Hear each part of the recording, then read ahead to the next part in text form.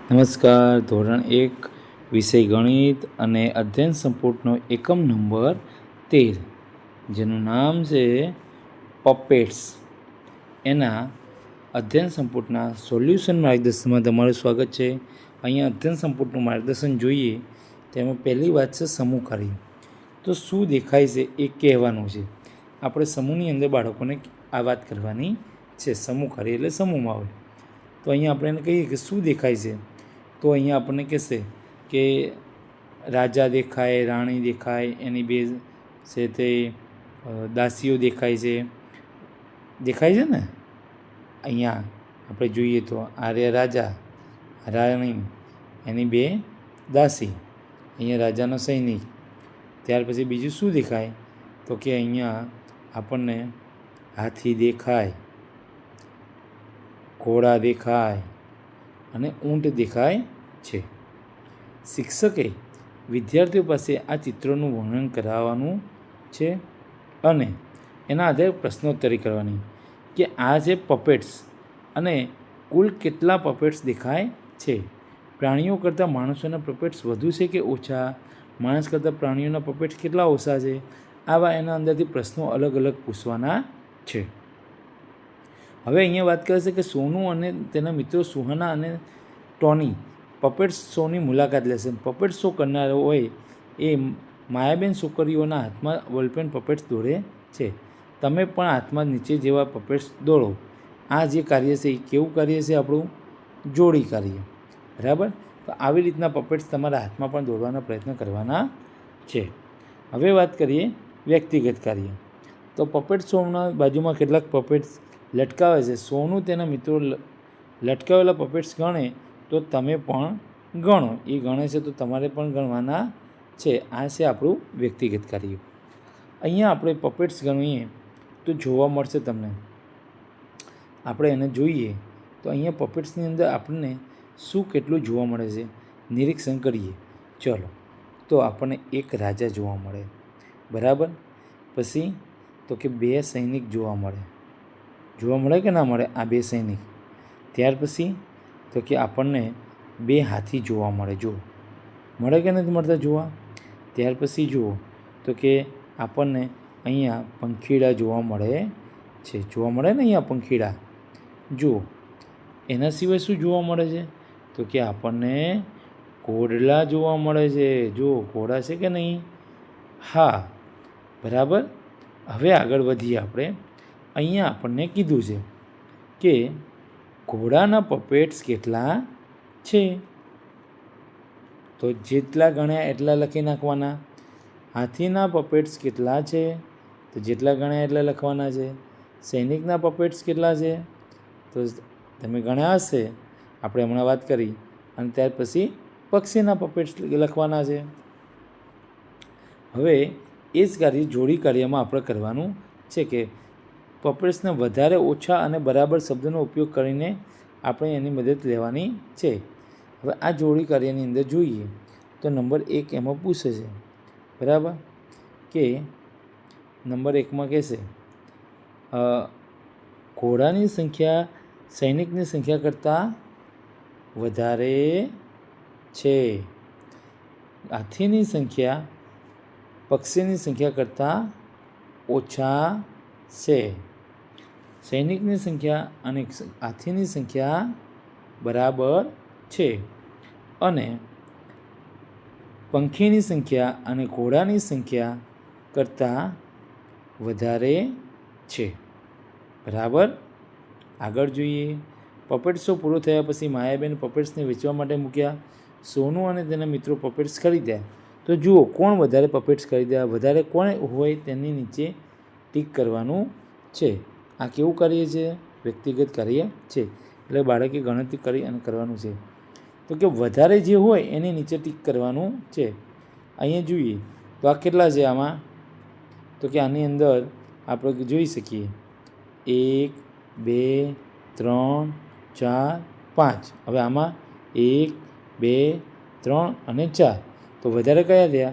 તો કે વધારે આ થયા. તો એની અંદર આપણે આ ટીક કરવાનું છે. આગળ જોઈએ તો અહીંયા સોનુએ તો એક જ રાજાનું કર્યું છે એટલે એની અંદર ટીક આવશે નહીં. શિક્ષકો માટે વર્ગખંડની અંદર છોકરા અને છોકરીઓની સંખ્યા ગણી અને ત્યારબાદ કેટલા વધારે અને કેટલા ઓછા એની પ્રવૃત્તિ કરાવી શકાય અને પ્રશ્નોત્તરી કરી શકાય. હવે જોઈએ આપણે વ્યક્તિગત કાર્ય. સોનુ અને તેના મિત્રો પપેટ્સની દુકાનની મુલાકાત લેશે. હવે એ પપેટ્સની મુલાકાત લઈ અહીંયા કેટલાક પ્રશ્નો કર્યા છે, એ જવાબ આપવાના છે. તો એમાં પ્રશ્ન નંબર 1 એવું કીધું છે કે દુકાનમાં કયા રંગના કેટલા પપેટ્સ છે તે લખો. હવે અહીંયા આપણે જોઈએ કેસરી. તો કેસરી કેટલા છે? તો અહીંયા લખી શકાય આપણે 1 2 પછી 3 4 5 6 7 અને 8. કેટલા છે? 8. બરાબર. ત્યાર પછી લાલ કેટલા છે, પીળા કેટલા છે અને જાંબલી કેટલા છે? જાંબલીમાં અહીંયા લખી શકાય 4. બરાબર. ત્યાર પછી કે સૌથી વધારે પપેટ્સ કયા રંગના છે? તો આપણે જે આ 4 છે એના આધારે જ આ પ્રશ્નોના જવાબ આપવાના છે. જ્યાં 4 આપણા જવાબ મળ્યા એના આધારે આપણે જવાબ આપવાના છે કે સૌથી વધારે સંખ્યાના પપેટ્સ કયા રંગના છે? તો કે પીળા રંગના. જે રંગના પપેટ્સની સંખ્યા સૌથી ઓછી હોય તે રંગનું નામ લખો. તો કે જાંબલી. બરાબર. આગળ જોઈએ. સાચા વાક્ય સામેના ખાનામાં કાળો રંગ અને ખોટા વાક્ય સામેના ખાનામાં વાદળી રંગ કરો. પહેલો પ્રશ્ન કરો, લાલ રંગના પપેટ્સ સૌથી વધારે છે. અહીંયા જોઈએ, લાલ રંગના સૌથી વધારે છે? ના. કયા રંગના સૌથી વધારે છે? તો કે અહીંયા પીળા રંગના સૌથી વધારે છે, એટલે એ ખોટું આવ્યું. તો જો ખોટું હોય તો એના અંદર વાદળી રંગ પૂરવાનો છે. એટલે કે પહેલું જે વાક્ય છે એની અંદર આપણે કેવો રંગ પૂરવાનો છે? વાદળી રંગ પૂરવાનો છે. બરાબર. તો અહીંયા વાદળી રંગ પૂરીએ આપણે તો કઈ રીતે પૂરશું? એ આ વાદળી રંગ આની અંદર પૂરી દેવાનો આ રીતે. બરાબર. તમારે સરખું સરસ સ્કેચ પેનનો ઉપયોગથી પૂરવાનું. પીળા રંગના પપેટ્સ લાલ રંગના પપેટ્સ કરતાં વધારે છે. હવે પીળા રંગના પપેટ્સ છે એ લાલ રંગના પપેટ્સ કરતાં વધારે છે. સાચું છે. બરાબર. જો સાચું હોય તો એમાં આપણે કાળો કલર પૂરવાનો છે. તો આપણે અહીંયા એમાં કાળો કલર પૂરવાનો રહેશે. બરાબર. તો અહીં કાળો કલર આમાં પૂરી દેવાનો છે. જાંબલી રંગના પપેટ્સ કેસરી રંગના પપેટ્સ કરતાં ઓછા છે. તો જાંબલી રંગના પપેટ્સ જે છે એ કેસરી કરતાં ઓછા છે. તો ખરું છે. જો ખરું હોય તો ફરી આપણે એની અંદર કાળો રંગ પૂરવાનો છે. શિક્ષક વિદ્યાર્થીઓની પ્રવૃત્તિ આપેલી છે. એ વિદ્યાર્થીઓના નામના 3 અક્ષર 4 અક્ષર અને 4 અક્ષરથી વધારે હોય તેવા નામવાળા વિદ્યાર્થીઓની સંખ્યાની પ્રશ્નોત્તરી કરવાની છે. આ સિવાય લાલ રંગના આપણે શાકભાજીની વાત કરી શકીએ, ત્યાર પછી ફળની વાત કરી શકીએ. એવી રીતે આપણે એની વાત કરી શકીએ છીએ. હવે આવ્યું છે વ્યક્તિગત કાર્ય. વ્યક્તિગત કાર્યની અંદર સૂચના છે કે સોનુના મિત્રોને મંજીત અને સલીમે પણ બીજા પપેટ્સ ખરીદ્યા. બંનેમાંથી ઓછા પપેટ્સ કોણે ખરીદ્યા? ઓછા હોય તેની નીચે ટીક કરો. જોઈએ અહીંયા. તો અહીંયા આપણને પપેટ્સની સંખ્યા ગણવી હોય તો ગણી શકાય. 1 2 3 4 5 6. 1 2 ને 3. તો ઓછા કયા થયા કહેવાય? તો કે ઓછા આ કહેવાય. તો એની અંદર આપણે ટીક કરવાનું થાય. બરાબર. આગળ જોઈએ તો એમાં સોનુ અને તેના મિત્રોને માયાબેનને મોહરા બનાવતા શીખવે છે. તો આવી રીતે જૂથની અંદર તમે પણ જૂથ કાર્ય છે આ, તો એમાં પણ મોહરા બનાવી શકો છો. અહીંયા સિંહ છે. કયા કયા મોહરા છે? સિંહ, હાથી, વાઘ, સસલું અને વાંદરો. જૂથ કાર્ય કર્યા પછી વિદ્યાર્થીઓને આ રીતે એક શિક્ષક દ્વારા આપણે જંગલ કેરા પ્રાણીઓની શિક્ષક ગાડીવાળી કરી શકાય અભિનય ગીત, બાળગીત, વનરાજાની જાન ચાલી અને હું ને પોપટલાલ ચાલતા ચાલતા જંગલમાં નીકળ્યા. અને એમાંથી કેટલાક આવા પ્રશ્નો પૂછવાના રહેશે. બરાબર. આગળ જોઈએ તો જોડી કાર્ય છે. જોડીમાં સ્ટીક પપેટ બનાવે છે. તમે પણ આવા પપેટ્સ બનાવો. એટલે કે જોડીની અંદર આ જોડી કાર્ય છે. એટલે આપણે આવા સ્ટીક પપેટ બનાવવાના છે. તો તમે પણ તમારા મિત્ર સાથે આવા સ્ટીક પપેટ્સ બનાવવાનો પ્રયત્ન કરો. એવી જ રીતે જોડી કાર્યની અંદર ફિંગર પપેટ છે, એટલે કે જે આંગળીમાં બનાવી શકાય એવા પપેટ્સ તમારે દોરવાના છે અને એના આધારે અહીંયા જવાબ આપવાના છે. તો પહેલો જે જવાબ છે એની અંદર વાંદરો બનશે, ત્યાર પછી પોપટ અને પ્રાણી, અને અહીંયા લખાશે 22. બરાબર.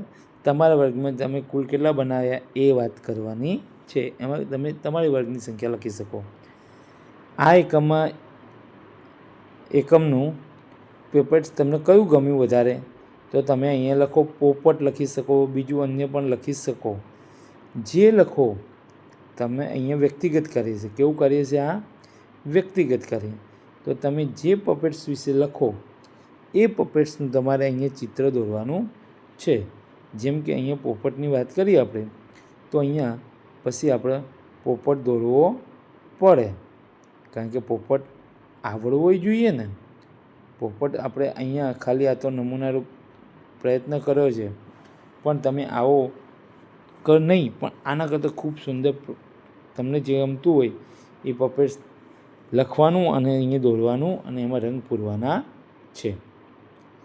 અહીંયા ત્યાર પછી પ્રગતિની નોંધ કરવાની છે અને શિક્ષકની અને વાલીની સહી કરવાની અને તારીખ મારવાની છે. તો અહીંયા આ એકમના અધ્યયન સંપૂર્ણ સોલ્યુશન માર્ગદર્શન પૂર્ણ થાય છે. અમારું માર્ગદર્શન ગમ્યું હોય તો વિડીયો લાઈક કરજો, અને આવા જ માર્ગદર્શનપૂર્ણ વિડીયો મેળવવા માટે અને અમારી સાથે જોડાયેલા રહેવા માટે અમારી ચેનલને સબસ્ક્રાઈબ કરો અને આવા વિડીયો મેળવતા રહો. આવજો.